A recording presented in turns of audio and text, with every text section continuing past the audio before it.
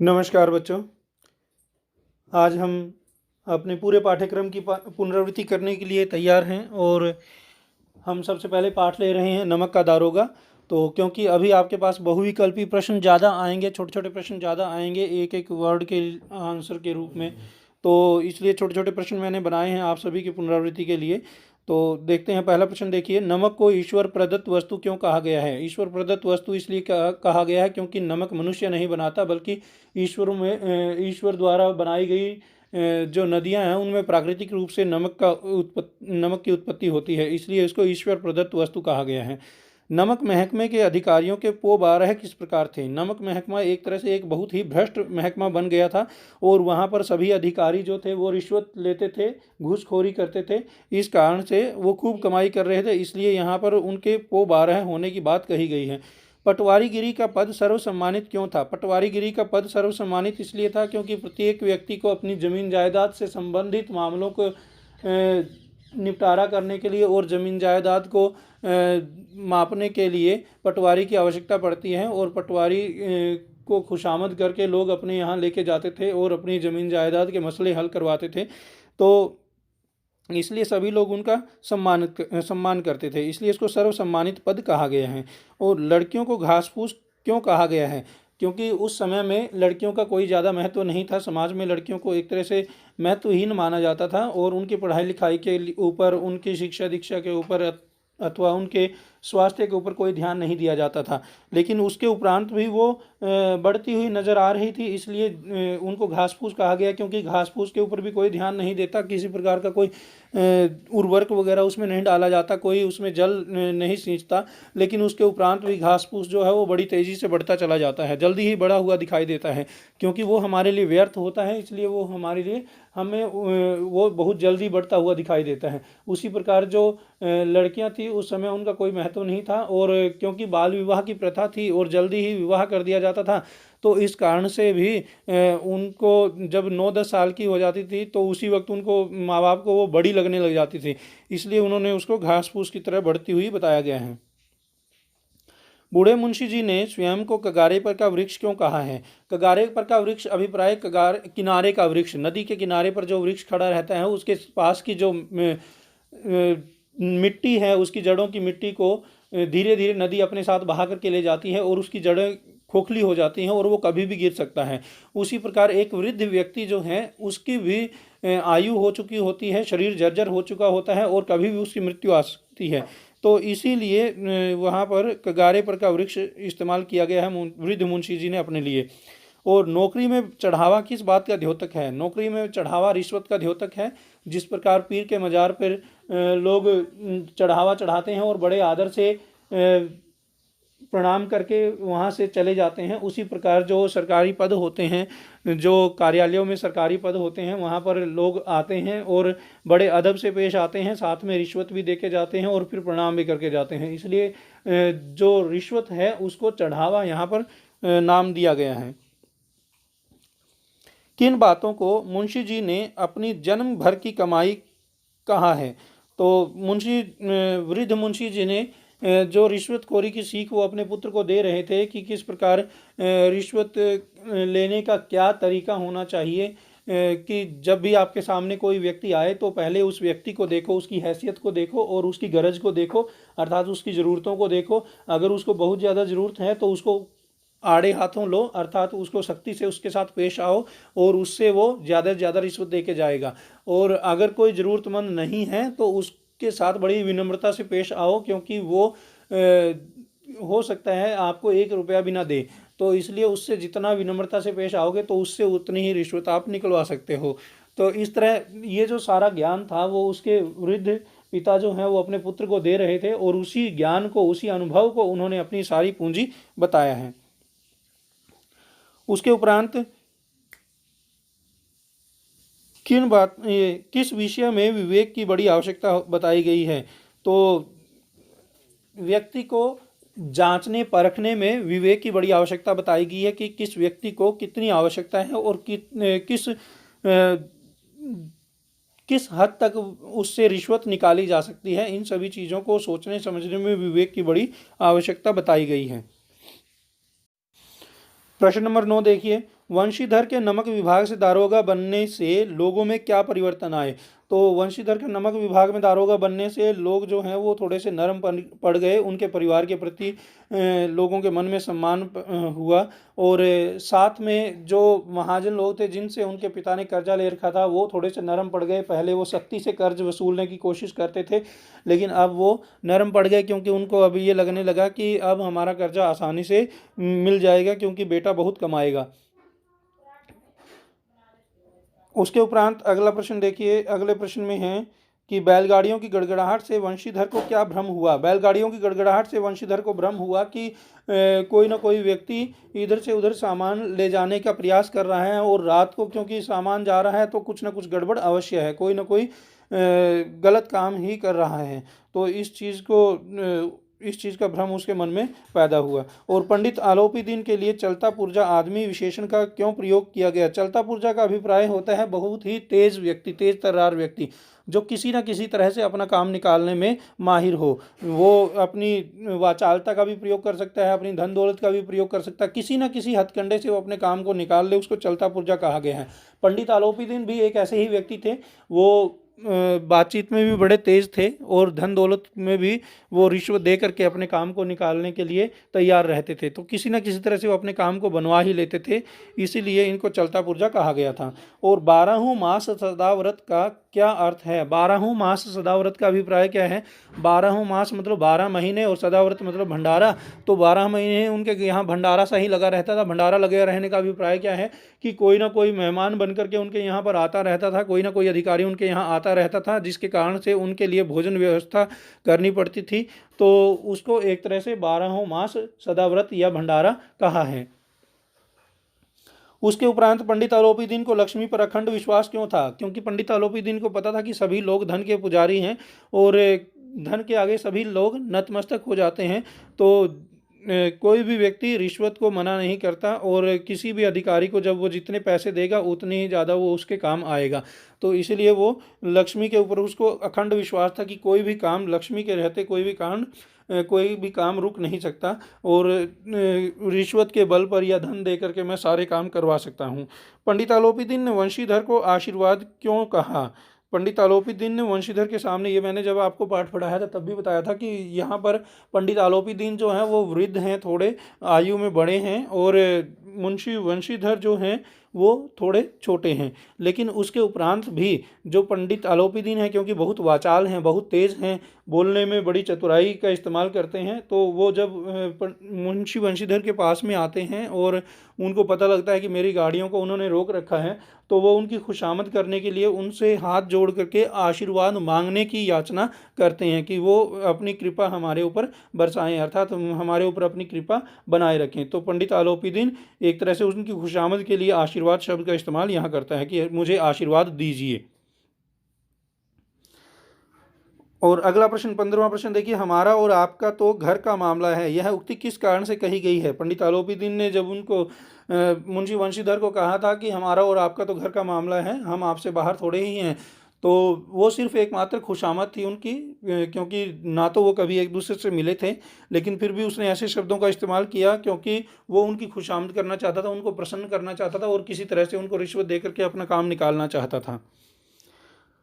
पंडित आलोपी दीन द्वारा प्रयुक्त की गई भाषा कैसी है। तो पंडित आलोपी दीन के द्वारा प्रयुक्त की गई भाषा जो है वो एक तरह से खुशामद और चाटुकारिता से भरी हुई है। वो किसी न किसी तरह से अपनी बातों में उलझा करके मुंशी वंशीधर से अपना काम निकलवाना चाहते हैं। वंशीधर को ईमानदारी की नई उमंग क्यों थी। तो वंशीधर जो थे वो एक ईमानदार व्यक्ति थे और नए नए नौकरी में लगे थे, तो वो आदर्शवादी व्यक्ति थे, क्योंकि उन्होंने किसी को रिश्वत नहीं दी थी नौकरी लगते हुए। तो अपनी ईमानदारी और कर्तव्य निष्ठा के ऊपर उनको पूर्ण विश्वास था, इसलिए ईमानदारी की नई नई उमंग उनके अंदर थी। क्योंकि आमतौर पे देखा जाता है कि बहुत सारे जो नवयुवक होते हैं जब नौकरी में आते हैं तो बहुत ईमानदारी और कर्तव्य निष्ठा के साथ काम करते हैं, लेकिन धीरे धीरे जो वहाँ के पुराने लोग हैं वो उनको अपने तौर तरीक़ों में ढाल देते हैं, और उनको भी धीरे धीरे बेईमान और अकर्मण्य बना देते हैं, कामचोर बना देते हैं। तो यही दृष्टि एक तरह से यहाँ दिखाई गई है कि अभी वंशीधर जो हैं वो नए नए भर्ती हुए हैं, इसलिए वो बड़े ही ईमानदारी की नई उमंग उनके अंदर हैं। धन ने मुंशी वंशीधर पर किस प्रकार उछल उछल कर आक्रमण शुरू किए। धन ने मुंशी वंशीधर पर आक्रमण करने का अभिप्राय यहाँ पर क्या है कि धन जो है यहाँ प्रतीक है पंडित आलोपीदीन का, और पंडित आलोपीदीन ने लगातार बढ़ चढ़ करके रिश्वत की पेशकश की। कभी उसने शुरुआत में उसने 1,000 रुपये रिश्वत देने की पेशकश की, फिर उसके बाद 1,000 रुपये भी जब वो नहीं माने, उन्होंने अपने धर्म को त्यागना उचित नहीं समझा मुंशी वंशीधर ने, तो उस वक्त फिर उन्होंने फिर 5,000 की रिश्वत देने की पेशकश की।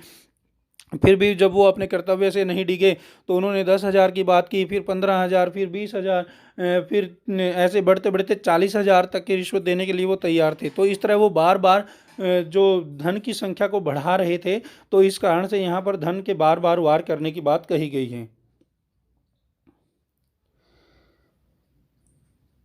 अगला प्रश्न, पंडित आलोपीदीन मूर्छित क्यों हो गए। पंडित आलोपीदीन एक बड़े ही प्रतिष्ठित व्यक्ति थे, उनका चारों ओर समाज में सम्मान था, और वो इस बात को सहन नहीं कर पा रहे थे कि कोई मुझे ऐसे गिरफ्तार करके लेके जाए और बाद में लोग मेरा मजाक उड़ाएं, मेरी प्रतिष्ठा जो है वो दांव पे लगी हुई है। इस कारण से इसी बात को सोच करके वो मूर्छित हो जाते हैं और ज़मीन पर गिर पड़ते हैं।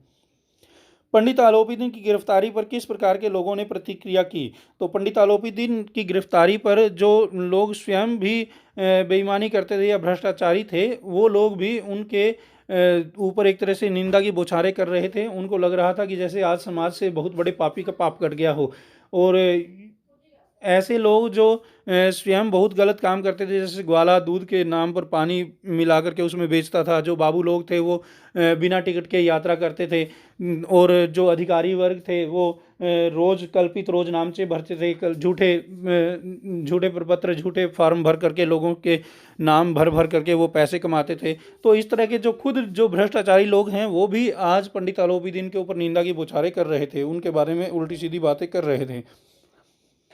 पंडित आलोपीदीन किस प्रकार कचहरी में पेश हुए। तो पंडित आलोपीदीन को जब मुंशी वंशीधर लेके जा रहे थे तो चारों ओर भीड़ जो थी वो उनको देखने के लिए छतों के ऊपर चढ़ गई थी, क्योंकि एक बहुत ही उनके लिए आश्चर्यजनक बात थी कि पंडित आलोपीदीन जैसा व्यक्ति पुलिस की गिरफ्त में है। तो इस बात को देखने के लिए या उनको हथकड़ियाँ पहने हुए देखने के लिए लोग बड़े ही आतुर थे और उत्सुक थे, और वो उनको देखने के लिए उमड़ पड़े थे। भीड़ बहुत ज़्यादा उमड़ पड़ी थी, और पंडित आलोपीदीन जो थे वो घृणा से भरे हुए थे। उनको अपने ऊपर गिलानी आ रही थी, उनको लग रहा था कि कैसे लोग मुझे देख रहे हैं, लोग मेरे बारे में क्या कहेंगे। तो उनको बड़ा ही अपमानित महसूस हो रहा था।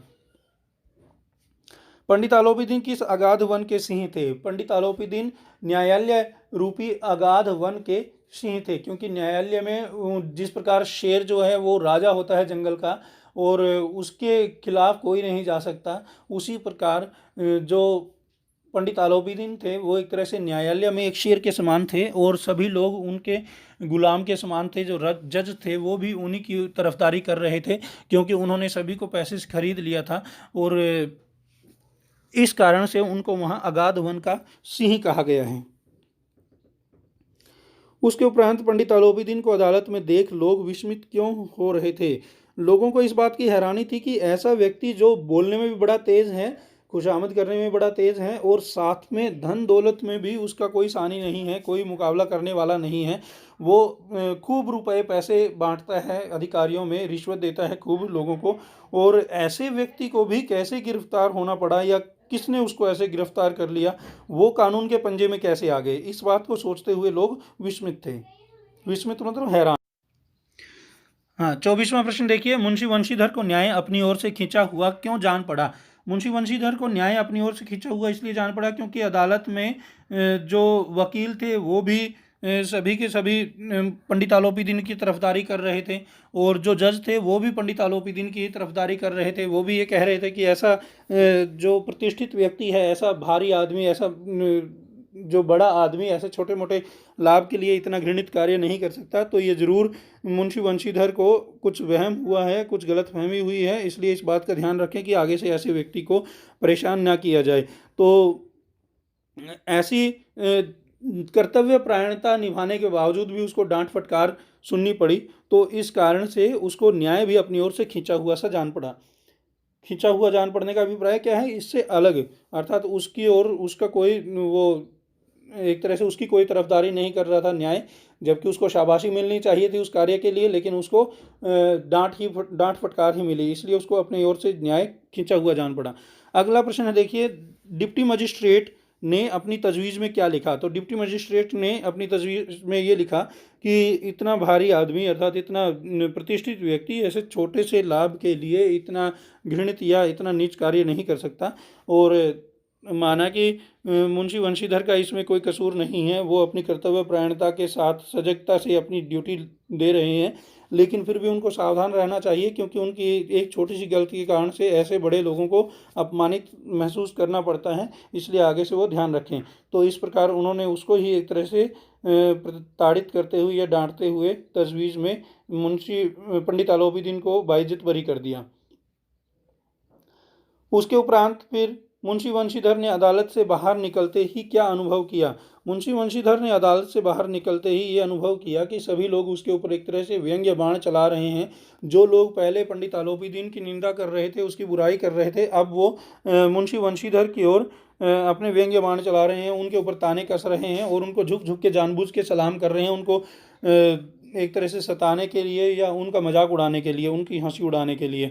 लेकिन इस वक्त मुंशी वंशीधर को एक सबसे बड़ा आत्मगौरव क्या था कि उसने सत्य का साथ दिया था, उसने बुराई का साथ नहीं दिया, उसने भ्रष्टाचार का साथ नहीं दिया, और वो अपने सत्य के ऊपर कायम था। उसको आज एहसास हुआ कि जो ये बड़े बड़े चोगे पहनने वाले, बड़ी बड़ी दाढ़ी वाले या जो बड़े बड़े वकील या जज हैं, वो कोई भी सच्चे आदर का पात्र नहीं है, क्योंकि सभी भ्रष्टाचारी हैं।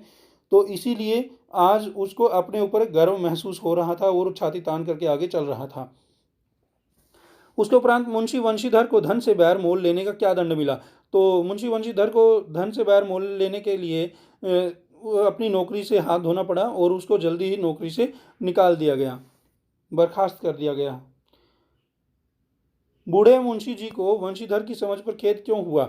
बूढ़े मुंशी जी चाहते थे कि उसका बेटा खूब रिश्वत कमाए और उसकी गरीबी को दूर कर दे और वो खूब धन धान्य से संपन्न हो जाए, क्योंकि दारोगा का पद एक बहुत बड़ा पद था उस समय, और वो भी नमक के विभाग में।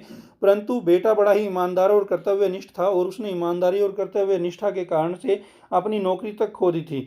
तो इस कारण से बूढ़े मुंशी जो थे वो उसकी इस समझ पर खेद कर रहे थे कि घर में गरीबी है, लेकिन फिर भी वो ईमानदारी और कर्तव्य निष्ठा को निभाने के लिए तत्पर हैं। उसके उपरांत मुअत्तली के पश्चात वंशीधर के परिजनों ने उससे कैसा व्यवहार किया। तो मुअत्तली के पश्चात वंशीधर के अपने परिजनों ने भी उसके साथ बहुत बुरा व्यवहार किया। उसके पिता ने उसको खूब प्रताड़ित किया, उसको खूब डांटा, और एक बार तो उनका दिल किया था कि उसका सिर ही फोड़ दूं। दूसरी ओर उसकी माता और उसकी पत्नी ने भी उससे बोलना छोड़ दिया, क्योंकि उसकी माता जो थी वो भी चाहती थी कि वो सभी तीर्थों की यात्रा करके आए, और उसकी पत्नी ने भी उससे बोलना छोड़ दिया, क्योंकि उसको भी लग रहा था कि अगर वो रिश्वत ले लेता तो 40,000 रुपये भी घर पे आते और ना ही नौकरी जाती। तो इस तरह वो सभी उसकी कर्तव्य निष्ठा और ईमानदारी के विरुद्ध थे और उनको वो उसकी मूर्खता मात्र लग रही थी। तो इस कारण से सभी उससे गुस्सा थे। लल्लो चप्पो करने का क्या तात्पर्य है। लल्लो चप्पो करने का तात्पर्य है खुशामद करना, खुशामद भरी बातें करना। तो जब पंडित आलोपीदीन मुंशी वंशीधर के घर पे आए थे तो बूढ़े मुंशी जी ने उनकी खूब लल्लो चप्पो की, अर्थात उनकी खूब खुशामद की।